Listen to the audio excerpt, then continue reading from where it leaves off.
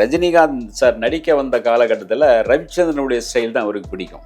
ஓஹோ, அது நிக்கிற ஸ்டைல். ஆமா, இப்படி நிக்கிறது எப்படி பாரு, சிகரெட் பிடிக்கிற அசால்ட்டா எப்படி பிடிப்பாரு இவரு. பேசுறாரு, சிகரெட் வாங்கி அப்படியே ஸ்டைலா சிகரெட் பிடிச்சி யாரும் தெரியாம அதனால இவர் சிகரெட் கேட்டு இவர் பிடிக்கலாம்னு தெரிஞ்ச பிறகு பிடிக்கிறாரு. அவர் கொஞ்சம் பிடிச்சிட்டு இருக்கும் போது எல்லாம் பாக்குறாரு ஸ்ரீதர். சரி, நீதான் ஹீரோ அப்படின்றாரு. ஜெய்சங்கரும் அவரும் சேர்ந்து தான் அருணாச்சலத்தில் நடிச்சிருப்பாங்க. அவங்க எப்படி எம்ஜிஆர் சிவாஜிக்கு போட்டி அவங்க அப்படி இருந்தாங்களோ, எம்ஜிஆர் சிவாஜிக்கு பிறகு இவங்க தான் இருந்தாங்க ஜெய்சங்கர் யூத் ஹீரோ. அதில் வந்து அப்பே பெண் ரசிகர்கள் அதிகமாக இருக்குமா சார்? ஆமாம், பெண் ரசிகர்கள் அதிகம். நிறைய லவ்வும் பண்ணியிருப்பாரு. நிறைய லவ்லாம் உண்டு. அதே சமயத்தில் ஒரு முறை ஏதோ ஒரு குமரி பெண்ணும் ஏதோ ஒரு ஷூட்டிங்கில் போகும்போது எங்கோ ஜெயலலிதா வந்து ஒரு மீட்டிங்கில் திமுகவை ஏதோ திட்டி பேசினால ஷூட்டிங்கில் நடிக்கும் போது நிஜமாகவே ஓங்கி அறிஞ்சிட்டாரு அப்படின்பாங்க. அவர் மேலேயே ஒரு லவ் இருந்தது ரெண்டு பேருக்கும் இல்லை.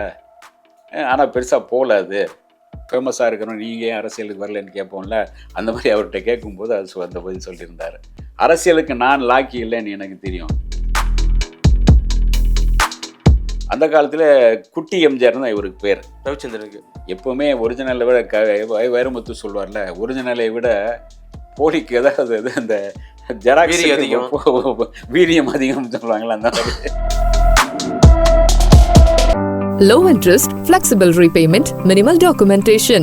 Repco Home Loans. தங்கம், வைரம், வெள்ளி தள்ளுபடி திருவிழா. தங்க நகைகள் சேதாரம் 1% குறைவு. வைர நகைகள் கேரட்டுக்கு 5000 குறைவு. உங்க லலிதால விலையை கம்பேர் பண்ணுங்க. எங்க கம்மியோ அங்க வாங்குங்க. கருப்பை புற்றுநோய் குறித்த சந்தேகங்களுக்கான தங்கம் ஹோப்பை இலவசமாய் அணுகுங்கள். கிங் டிவி நேயர்களுக்கு வணக்கம். இன்று நம்மோடு இணைந்திருக்கும் சிறப்பு விருந்தினர் எழுத்தாளர், மூத்த பத்திரிகையாளர் திரு சபிதா ஜோசப் அவர்கள். சார் வணக்கம். அதாவது 1960, 70களில் மறக்க முடியாத ஒரு நடிகர்னா அது ரவிச்சந்திரன் தான். ஆமாம். இன்னைக்கு இருக்க 2K கிட்ஸுக்கு அவர் யாருன்னு தெரியாது. நான்லாம் பார்க்கும்போது பார்த்தீங்கன்னா அந்த ஊமொழியில் வருவார், அந்த ஒரு வில்லன் கேரக்டர். ஆமாம், வயசான காலத்தில். ஆமாம், அந்த கெட்ட பார்த்தா பயமா இருக்கும். அதுவும் இருட்டில் அவர் எடுத்திருப்பாங்களா. ஆமாம், ரொம்ப கொடுமையா இருக்கும். ஆனா இன்னைக்கு உள்ள 2K கிட்ஸ்க்கெல்லாம் பாத்தீங்கன்னா அது அவருடைய பேத்தியை தான், தனியார் ரவிச்சந்திரன் மட்டும் தான் தெரியும். அருணாச்சலம் படம் பாத்தீங்கன்னா அதுல வந்து அவருடைய வளர்ப்பு தந்தையா வந்து இருப்பார். ஆமா, அந்த கேரக்டர்ல வந்து ஒரு வித்தியாசமா இருக்கும். இதுல என்னென்ன விஷயம்னா, ரஜினிகாந்த் சார் நடிக்க வந்த காலகட்டத்தில் ரவிச்சந்திரனுடைய ஸ்டைல் தான் அவருக்கு பிடிக்கும். ஓஹோ, அது நிக்கிற ஸ்டைல். ஆமா, இப்படி நிக்கிறது எப்படி பாரு, சிகரெட் பிடிக்கிற அசால்ட்டா எப்படி பிடிப்பாரு இவரு. ரஜினி சாருடைய எப்படி ஸ்ட்ரைக்கில் அப்படி சிகரெட் பிடிக்கிறது, அசால்ட் அப்படி உட்கார்றதுலாம் இருக்கு இல்லையா, அது எல்லாமே பார்த்தீங்கன்னா ரவிச்சந்திரன் இருக்கும். ஆரம்ப கால படங்கள் அவரோட சாயல், அந்த சாயல் இருக்கும். அவரே ஒரு நேர்காணலையும் சொல்லியிருக்காரு ஆரம்பத்தில், அவருடைய ஸ்டைல்லாம் பார்த்து எனக்கு பிடிச்சிருந்தது, ரொம்ப பிடிச்சிருக்கும், அவருடைய ஸ்டைல் நல்லா பண்ணுவார் அப்படின்னு. ஏன்னா வெள்ளி விழா நாயகன் தான் அவர் பேர். வெள்ளி விழா முன்னாடி அவர் இருந்திருக்காரு ரவிச்சந்திரன். மோகனுக்கு முன்னாடி இவர் வெள்ளி விழா ஹீரோ இவர் தான். அதுக்கு முன்ன எம்ஜிஆர் சிவாஜி, அதுக்கு இணையா வந்து யூத்தான ஹீரோ பார்த்தீங்கன்னா இந்த பக்கம் ஜெய்சங்கர், இந்த பக்கம் ரவிச்சந்திரன். அந்த காலத்தில் குட்டி எம்ஜிஆர் தான் இவருக்கு பேர். ரவிச்சந்திரனுக்கு குட்டி எம்ஜிஆர் தான் சொல்லுவாங்க. எம்ஜிஆர் கடைசி காலகட்டத்தில் எம்ஜிஆர் அரசியலுக்கு போன பிறகு அவருடைய பல படங்கள் இவர் நடிச்சிருக்காரு. 3 எழுத்துன்னு ஒரு படம், நான் அப்படின்னு ஒரு படம். இது எல்லாமே பார்த்தீங்கன்னா யாருன்னா டிஆர் ராமண்ணா வந்து பெரும்பாலும் எம்ஜிஆரை வச்சு ஒரு 16-17 படங்கள் தயாரிச்சிருப்பார். அதே மாதிரி தேவர் 16 படம் தயாரிச்சிருப்பார். இவங்க 2 பேர் தான் குட்டி எம்ஜிஆரை வச்சு இப்போ தயாரிச்சுக்கிறோம்பா எம்ஜிஆரை வச்சு அந்த எம்ஜிஆருக்காக உருவாக்கப்பட்ட கதைகளை இவங்க நடித்தது. இந்த 3 எழுத்து இதெல்லாம் பார்த்தீங்கன்னா 3 எழுத்துன்னு பார்த்தீங்கன்னா அந்த படத்தோட பேர் 3 எழுத்து. அதில் வந்து ஒரு திமுகன்னு வரும். 3 எழுத்து, 3 இடத்துல ஒரு புதையல், 3 இடத்துல ஒரு கோடு வேர்டு இருக்கும். அந்த இடத்துல ஒரு தீ கிடைக்கும், இந்த இடத்துல ஒரு மூ கிடைக்கும், இன்னொரு இடத்துல திமுகன்னு வரும். அது திமுகவுக்கு அந்த கோடு வேர்டில் போனால் அங்கே வந்து அந்த புதையல் எங்கே வச்சுருக்கான்னு கண்டுபிடிச்சிருவாங்க. அதுதான் வந்து அதுக்காக ஜெயலலிதாவும் சேர்ந்து இவரும் சேர்ந்து தான் நடித்தது. அது இந்த ரவிச்சந்திரன் யார் அப்படின்னா கோலாலம்பூரில் பிறந்தார் இவர், மலேசியா. ஆமாம், அது ஜப்பானியர்கள் குண்டு போடுற நேரத்தில் இவர் குவான்னு வந்து பிறந்தார் அப்படின்னு சொல்லுவாங்க. ஜப்பானியர்கள் அந்த நேரத்தில் மலேசியாவில் இருக்கிற கோலாலம்பூரில் தான் படித்து அங்கே தான் 8வது வரைக்கும் படித்தார். அவங்க அப்பா வந்து தமிழ்நேசன் அப்படின்னு மலேசியாவிலேருந்து ஒரு பத்திரிகை வந்துருச்சு. தமிழ்நேசன் பத்திரிகையில் துணை ஆசிரியராக இருந்தார் அவங்க அப்பா. சீனிவாசன் அப்படின்னு ஐயங்கார் சமூகத்தை சேர்ந்தவர். அவருடைய அண்ணன் கூட அங்கே தான் வந்து ஒரு பத்திரிகையாளராக இருந்தார். இவர் வந்து திருச்சியில் வந்து அவங்க அக்கா வீட்டில் தங்கி அங்கே வந்து திருச்சியில் படித்தார். அதுக்கு பிறகு எம்ஏ வரைக்கும் பிஎஸ்சி வரைக்கும் அவனை படித்தார். படிச்சுட்டு அதுக்கு பிறகு தான் அவங்களுக்கு வேலை அவங்க அப்பா வந்து இவரை டாக்டர் ஆக்கணும்னு நினச்சிட்டு இருக்கும்போது இவருக்கு அறியாமலே ஒரு ஆக்டர் ஆக வேண்டிய சூழ்நிலை ஏற்பட்டது. எப்படி வந்தார் சார் சினிமாவுக்குள்ள? அது வந்து அந்த நேரத்தில் வந்து உங்களுக்கு காதலிக்க நேரமில்லை படம் வந்து நாகேஷ் நடிச்ச படம். நாகேஷ் ஒரு முக்கியமான கதை, ஹீரோ இவர் தானே. இவர் நம்ம முத்துராமன் தான், 2 பேர் தான் ஹீரோ. பாலையா அப்பாவா வருவார், காஞ்சனா ராஜஸ்ரீன்னு ஒரு நடிப்பாங்க. இவங்க அந்த படத்துக்காக வந்து ஒரு ஹீரோ தேடிட்டு இருந்தாங்க, புதுமுகம். இவர் இருக்கார், முத்துராமன் இருக்கா, அது போக இன்னொரு ஹீரோ தேவை அப்படின்னு சொல்லும்போது ஹீரோவை தேடிட்டு இருக்காங்க. பல பேர் ஃபோட்டோஸ் போட்டிருந்தாங்க அன்றைக்கி அறிவித்த பிறகு. இவர் எதாச்சியாக வந்து அவருடைய நண்பர் வீட்டுக்கு இங்கே மந்தவெளிக்கு போயிருக்கும்போது அங்கே ஸ்ரீதருடைய ஃபோட்டோகிராஃபர் கேமராமேன் அவர் பார்த்துட்டு இந்த பையன் நல்லா இருக்கானே, லுக்கெல்லாம் நல்லா இருக்கேன், ஸ்டைல் நல்லா இருக்கேன்னா இப்போ மறுநாள் வந்து ஸ்ரீதரை பார்க்க வாங்கன்னு கூப்பிட்டுட்டு போகிறாரு. ஸ்ரீதரை போய் பார்க்குறாரு, உட்கார அப்படியே ஸ்டைலாக உட்காராரு, பேசுகிறாரு. சிகரெட் வாங்கி அப்படியே ஸ்டைலாக சிகரெட் பிடிச்சி யாரும் தெரியாமல் அதனால் இவர் சிகரெட் கேட்டு இவர் பிடிக்கலான்னு தெரிஞ்ச பிறகு பிடிக்கிறாரு. அவர் கொஞ்சம் பிடிச்சிட்டு இருக்கும்போது எல்லாம் பார்க்குறாரு ஸ்ரீதர். சரி நீ தான் ஹீரோ அப்படின்றாரு.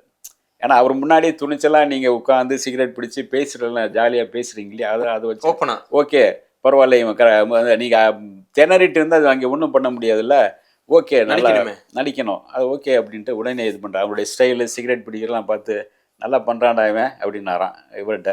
சரி ஓகேன்னு அவரை தான் ஹீரோ கரெக்ட் பண்ணிவிட்டு ஊட்டிக்கு போகிறாங்க. அந்த படத்துக்கு ஊட்டியில் தான் அந்த படம் முழுக்க நடந்தது. அதுக்காக அதில் தான் இவங்க பாலையா கூட நடிச்சிருப்பார். அது முதல் படம் இவருக்கு. அவர் என்ன சொல்கிறாருன்னா, முதல் படம் ஸ்ரீதரங்கிற மிகப்பெரிய டைரக்டருடைய டைரக்ஷனில் நடிக்கிறேன். நான் வந்து நடிகனாவேன்னு நினச்சே வரல, ஆனால் ஒரு வாய்ப்பு வந்துடுச்சு. அதுவும் ஸ்ரீதரனுடைய டைரக்ஷன், அதுவும் முதல் கலர் படம். ஆமாம், கலர் படத்தில் நடிக்கிறேன், ரொம்ப பெரிய அதிர்ஷ்டம் தானே எனக்கு அப்படின்றாரு. அதுக்கு பிறகு போனீங்களா அந்த படம் பார்த்தா வெள்ளி விடாது. முதல் படமே வெள்ளி விழா. ஆமாம், படம் கலகலகல பயங்கர கலப்பல. அந்த நேரத்தில் நல்லா இருக்கு சார், கமர்ஷியலாக இருக்கு. அந்த நேரத்தில் அந்த படத்துக்கு விளம்பரம் சென்றது என்னென்னா, கதை எதிர்பார்த்து வராதீர்கள் தான் அந்த படத்துக்கு விளம்பரம் செய்யப்பட்டது.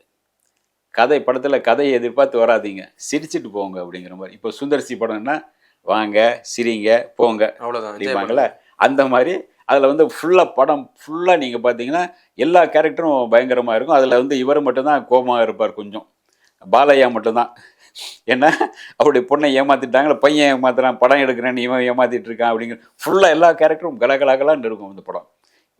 அதனால தான் அந்த படத்துடைய இன்னைக்கு வரைக்கும் பார்த்தீங்கன்னா அந்த படம் பேசக்கூடிய ஒரு பொருளாக இருக்குது. இப்போ பார்த்தாலும் கூட அப்டேட்டாக நீங்கள் பார்த்து சிரிச்சிட்டு இருக்கலாம், அந்த மாதிரி இருக்கும் அந்த படம். அந்த மாதிரி படங்கள் அதை படித்தப்ப அதுக்கு பிறகு அவர்கிட்ட வந்து தொடர்ந்து ஸ்ரீதருடைய படங்கள் நிறைய பண்ணுறாரு. உத்தரவின்றி உள்ளேவா, அப்புறம் இன்னும் சில படங்கள் அவர் பண்ண. உங்களுக்கு அதே கண்கள் மிகப்பெரிய ஒரு ஹிந்தியிலே அந்த மாதிரி படம் எடுத்திருந்தாங்க. அது குமரி பெண்ணு, 3 எழுத்து, நான் அப்படின்னு எக்கச்சக்கமான படங்கள் தொடர்ச்சியாக அது ஃபுல்லாக எல்லா படங்களும் சக்ஸஸ் தான். தொடர்ச்சியாக ஒரே வருஷத்தில் 5 படங்கள் 100 நாள் படங்கள் வருது அவருக்கு, ஒரே வருஷத்தில் தான் கண்டினியூவாக ஒவ்வொன்றும் ஒவ்வொரு கம்பெனியில். அதே கண்கள் இந்த பக்கம், 3 எழுத்து அந்த பக்கம் அப்படின்ற மாதிரி ஒவ்வொரு கம்பெனியில் வெரைட்டியான படங்கள். அந்த நேரத்தில் வந்து எம்ஜிஆருக்கான ஒரு ஸ்டைலோடு இருப்பார், கொஞ்சம் அப்படியே வேறு மாதிரி ஒரு ஸ்டைலாக இருக்கும். நிற்கிறது அப்படி நிற்கிறது ஒரு தோரணமாக இருக்கும், நடக்கிறது ஒரு தோரணையாக இருக்கும். அது ஜெய்சங்கரை விட அதிகமான பெண் ரசிகர்கள் அதிகமாக இருப்பாங்க. ஓஹோ, அந்த அளவுக்கு ஒரு இது. அதே சமயத்தில் டிஎம்கே மேலே ஒரு பெரிய சாஃப்டாக ஒரு நல்ல அபிமானம் திமுக கட்சி மேலே. அந்த நேரத்தில் இவர் நடித்த படம் வந்து திமுக ஆட்சிக்கு வந்த பிறகு வந்த படம். இவரும் திமுக மேடைகளில் பேசியிருக்காரு 67. ஆமாம் 67. அதுக்கு பிறகுலாம் திமுக மேடைகளில் ஏறி பேசியிருக்காரு. அண்ணா மேலே ஒரு மரியாதை உண்டு, கலைஞர் மேலே மரியாதை உண்டு. அவங்க சொற்பொழிவுலாம் ரசிக்கிறது ஒரு நல்ல ரசிகனா. அதுக்கு பிறகு தான் இவர் அங்கே இருக்கும்போது, மலேசியாவில் இருக்கும்போது இவர் தமிழ் பேச எழுதலாம் பெருசாக வராது. இங்கே வந்த பிறகு தான் அவர் தமிழ் பேச கற்றுக்கிறாரு, தமிழ் எழுதுகிறாரு. அந்த அளவுக்கு கொஞ்சம் எழுத படிக்கலாம் கற்றுக்கிட்டார். அவருடைய பேர் ராம் அப்படிங்கிற பேரில் வந்து அவர் இவர் ஸ்ரீதர் தான் ரவிச்சந்திரன் மாற்றுறாரு, ரவிச்சந்திரன் அப்படின்னு மாற்றுறாரு அந்த படம். அதுக்கு பிறகு அந்த பேர் தான் அவருக்கு நிலைக்குது. சொந்த பேர் ராம்ங்கிறது அப்படியே இருந்துருது. அந்த வகையில் தான் அவர் பார்த்திங்கன்னா நடித்த எல்லா படங்களும் வெள்ளி விட. அதுக்கு பிறகு அவர் வயசான பிறகு நடித்த படங்களும் நல்ல படங்கள் தான், நல்ல பேசப்பட்ட படங்கள் தான். அருணாச்சலமும் சரி, அந்த மாதிரி நிறைய படங்கள் பண்ணியிருக்காரு வயசான காலகட்டத்தில்.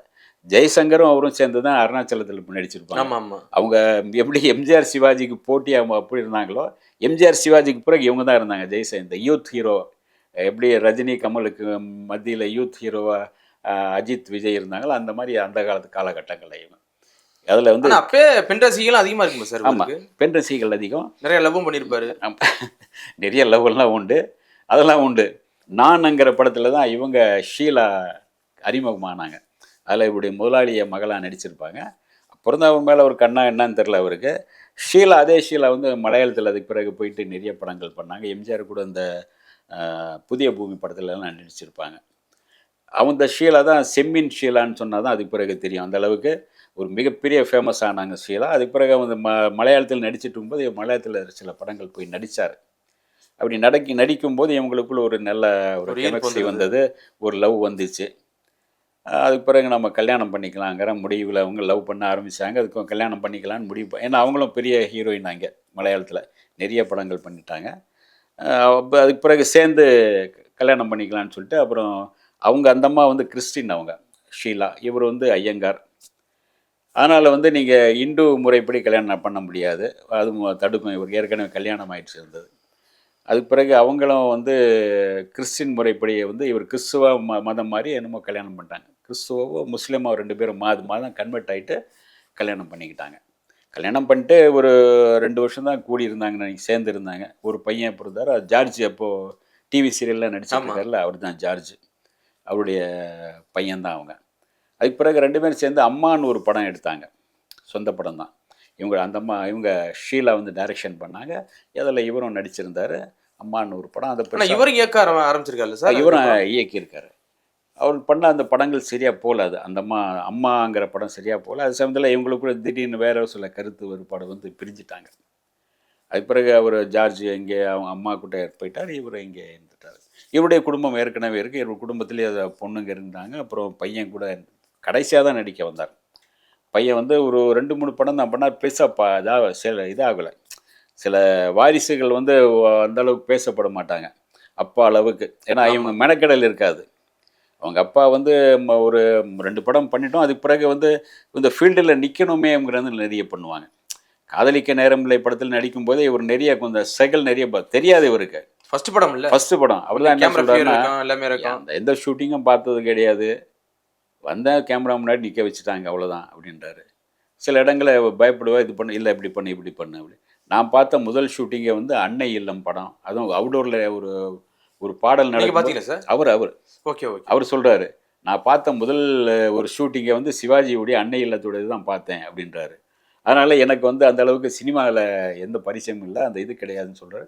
அதே மாதிரி காதலிக்க நேரம்ல ஒரு ராஜேஸ்வரியுடைய டிரான்ஸ்மிட்டர் கீழே விழுந்துடும் தண்ணியில்.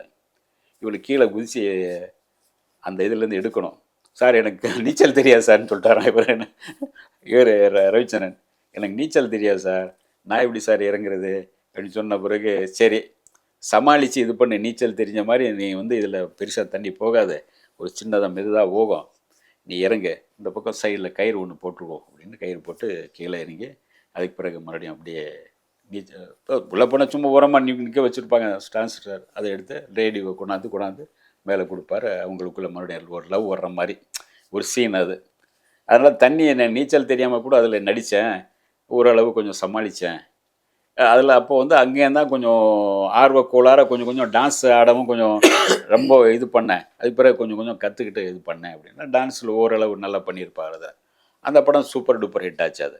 அதனால் அந்த ஆரம்ப காலத்தில் அப்படி வந்ததுனால உடனே அந்த முதல் படம் சூப்பர் ஹிட் ஆன உடனே உங்களுக்கு வந்து எக்கச்சக்கமான படங்கள் வந்தாச்சு.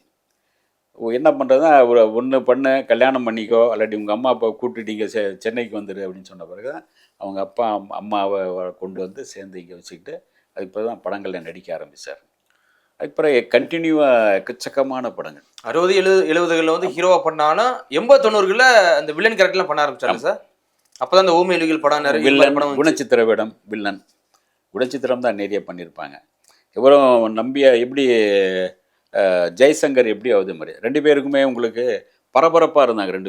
2 பேரும் பரபரப்பு. பீக்கில் வர இருந்தாங்க. பீக்கில் ஒரு நாளைக்கே 2 ஷூட்டிங் 3 ஷூட்டிங் இருக்கும், இங்கே அங்கேன்னு இருக்கும். அதில் இவங்க பரபரப்பாக இருப்பாங்க, வீட்டில் உட்கார மாட்டாங்க.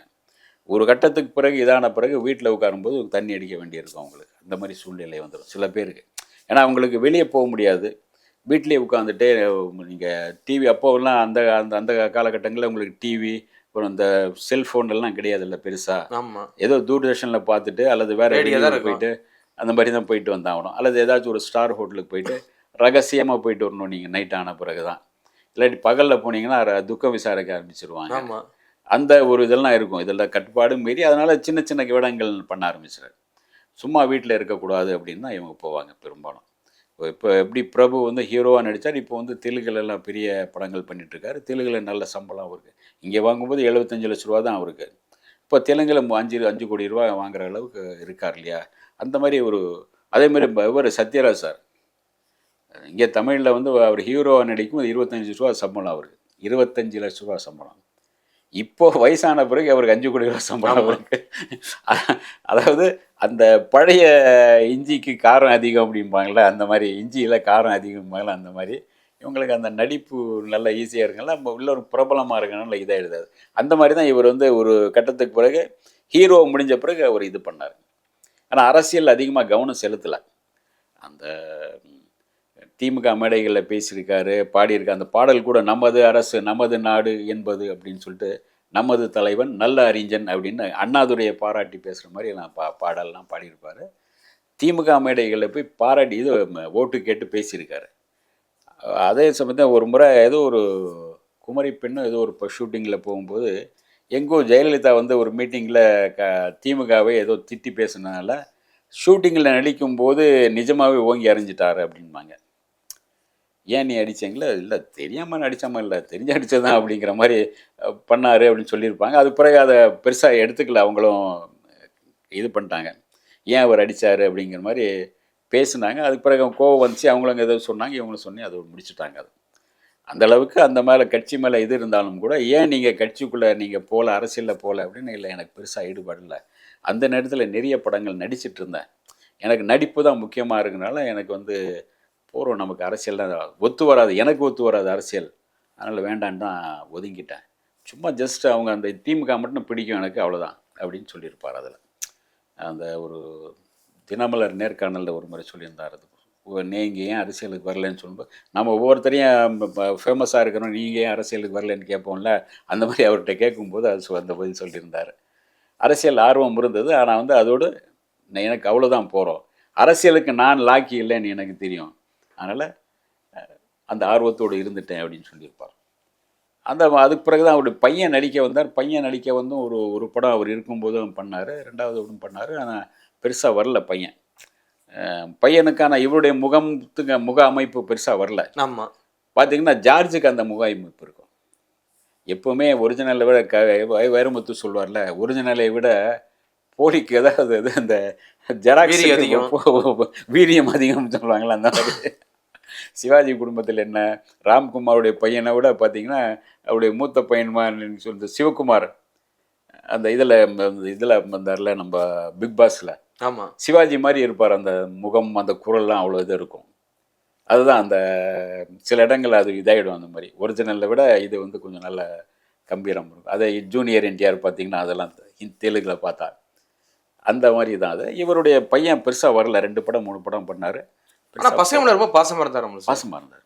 குடும்பத்தை சில பேர் அன்றைக்கி வந்து ஒரு மகனுக்காக ஏங்கியிருக்காரு போல அப்படிலாம் ஒரு வீடியோ வந்திருக்கு சார். அவர் குடும்பத்தோடு நல்ல குடும்பத்து மேலே ஒரு பாசமெல்லாம் இருப்போம். பாசங்களோடு எல்லோரும் சேர்ந்து இருக்கணும் அப்படின்னு நினைப்பார்.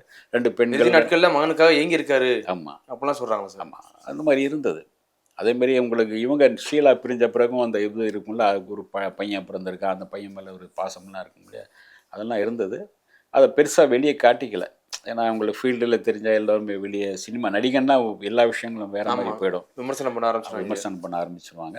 அவருக்கு நிறைய லவ்லாம் உண்டு, இடையில லவ்லாம் உண்டு, வந்தது உண்டு, இவங்க கூட அவங்க கூட. நான்லாம் பிந்து கோஷன் ஒரு நடிகை கேள்விப்பட்டீங்களா, சமீபத்தில் உடல்நிலை சரியில்லாம படுத்திருந்தாங்களே. ஆமாம் ஆமாம். அவர் மேலேயும் அவங்க மேலேயும் அவருக்கு ஒரு லவ் இருந்தது. அப்போ அவங்க நல்ல சூப்பராக இருப்பாங்க பிந்து கோஷ். இப்போ அவங்க வந்து அதுக்கு பிறகு இவ்வளோ குண்டாக மாறி இருப்பாங்க, நல்ல ஒல்லியாக இருப்பாங்க, ஒரு நல்ல டான்ஸர். அவங்க அந்த காலத்தில் நல்ல டான்ஸர். அதனால் அவர் மேலே ஒரு சின்ன இது இருந்துச்சு இவங்களுக்கு அப்படின்னு ஒரு அந்த பழங்கால பத்திரிகையாளர்கிட்ட ஒன்று சொல்லியிருந்தார். அவர் மேலேயே ஒரு லவ் இருந்தது 2 பேருக்கும் மேலே. ஆனால் பெருசாக போகல, அது சும்மா ஒட்டிக்கோ தொட்டிக்கோ மாதிரி போடிச்சது அப்படின்னு சொல்லியிருப்பார். அந்த அளவுக்கு இருக்கும் அப்படி ரவிச்சந்திரன். அதனால் ரவிச்சந்திரன் ஒரு வெள்ளி விழா நாயகனாக நிறைய படங்கள் பண்ணியிருக்காரு. ஒரு நல்ல ஒரு சமூகத்தை ஒரு நல்ல ஒரு கருத்துள்ள படங்கள் தான். பின்னா என்ன படங்கள் பண்ணாங்களும் கருத்துள்ள படங்கள். ஒரு வீணான படங்கள்லாம் பெரும்பாலும் கேஆர் விஜயா தயாரித்த சொந்த படங்கள் அதிகமாக இவரும் ஜெய்சங்கரும் நடிச்சிருப்பாங்க. கேஆர் விஜயா நிறைய படங்கள் தயாரிச்சிருக்காங்க. மேயர், மீனாட்சி, திருடி, இந்த மாதிரிலாம் நிறைய படங்கள் தயாரிச்சிருப்பாங்க. அதில் எல்லாம் இவங்க தான் ஹீரோவாக இருப்பாங்க. அதான் அன்னைக்கு இவங்களுக்கு ஒரு யூத்தான, அவங்க பெரும்பாலும் ரஜினி, சிவாஜி, எம்ஜிஆரோடு நடிச்சிருப்பாங்க. ஒரு வயசான நடிகர்களோடு இவங்க யூத்தாக அன்றைக்கி இருந்ததால இவங்க கூட நிறைய படம் பண்ணியிருப்பாங்க. 2 பேர் கூட. ஜெயலலிதா நிறைய படம் பண்ணியிருக்காங்க. மற்ற ஆட்கள் கூட பாக்தாத் பேரழகின்னு ஒரு படத்தில் இவர் வந்து எல்லாம் பண்ணியிருப்பார். நிறைய யூத் கூட நிறைய படங்கள். நல்ல பேர். ஆனால் வெள்ளி விழா ஹீரோ காலகட்டத்தில் எல்லாம் கதாநாயகன் காஞ்சனா, ராஜஸ்ரீ, இந்த மாதிரி பெரிய பெரிய ஹீரோயின்களெல்லாம் நல்லா பண்ணியிருப்பார். டான்ஸ்லாம் நல்லா செம்மையாக பண்ணுவார். டான்ஸ் இன்றைக்கி எப்படி இந்த ஹீரோக்கள் பண்ணால் அந்த மாதிரி டான்ஸ்லாம் நல்லா பண்ணுவார். அவருக்கான ஒரு ஸ்டைலிஷான ஹீரோவாக இருப்பார். அவர் நிற்கிறத ஒரு எப்படி இருக்கும், அசால்ட்டாக அப்படி நிற்கிறது அப்படியே எப்படி இது பண்ணுற மாதிரி ஒரு ரொம்ப இப்படி தொங்க விட்ட மாதிரி எப்படி நிற்பார். ஒரு மாதிரியான அவர் ஸ்டைல் இருக்கும். அது வந்து ரஜினி சார்கிட்டே கொஞ்சம் பார்க்கலாம் நீங்கள். அவர் நல்ல நடிகர் ரவிச்சந்திரன் சார். கண்டிப்பா சார், மீண்டும் மற்றவர்களோடு சந்திப்போம். மிக்க நன்றி sir. Low interest, flexible repayment, minimal documentation. Repco Home Loans. தங்கம், வைரம், வெள்ளி தள்ளுபடி திருவிழா. தங்க நகைகள் சேதாரம் 1% குறைவு, வைர நகைகள் கேரட்டுக்கு 5000 குறைவு. உங்க லலிதால விலையை கம்பேர் பண்ணுங்க. எங்க கம்மியோ அங்க வாங்குங்க. கருப்பை புற்றுநோய் குறித்த சந்தேகங்களுக்கான தங்கம் ஹோப்பை இலவசமாய் அணுகுங்கள்.